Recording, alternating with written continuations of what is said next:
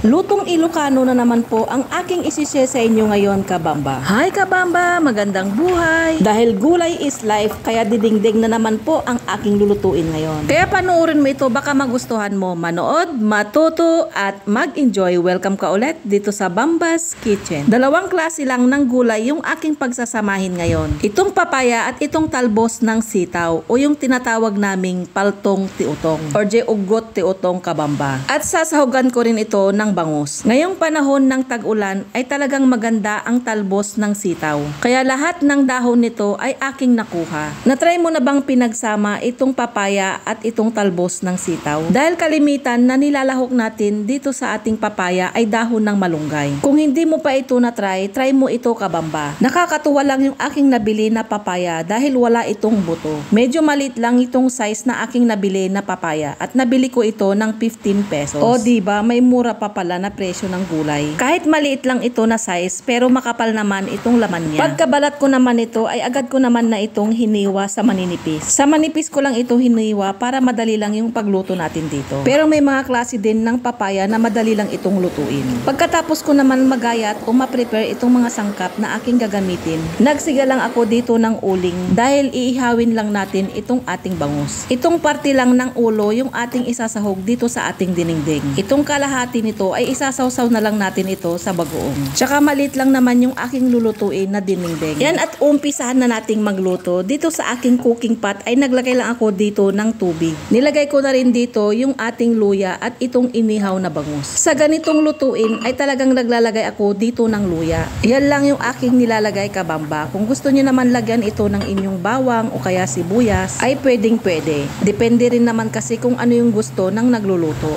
at kung ano yung ating nakasanayan. Pagkalagay ko pala dito sa luya at isda ay akin lang itong pinakuluan ng 5 minuto. At nung kumulo na ito ay naglagay na ako dito ng pampasarap, itong ating bagoong. Muli ko itong tinakpan at pinakuluan lang ulit ng 2 minuto. After ng pagpapakulo ay akin namang hinango itong aking nilagay kanina na bangus. Dahil ilalagay na natin dito yung ating ginayat na papaya. Lulutuin lang natin ng saglit itong papaya, tsaka naman natin ibalik yung ating hinango kanina na inihaw na isda. Ay nakatalaga nga nagraman di kasi nga klase nga dinengdeng. May nga talaga nga mampaimas dito'y dinengdeng tayo dato intuno nga ikan.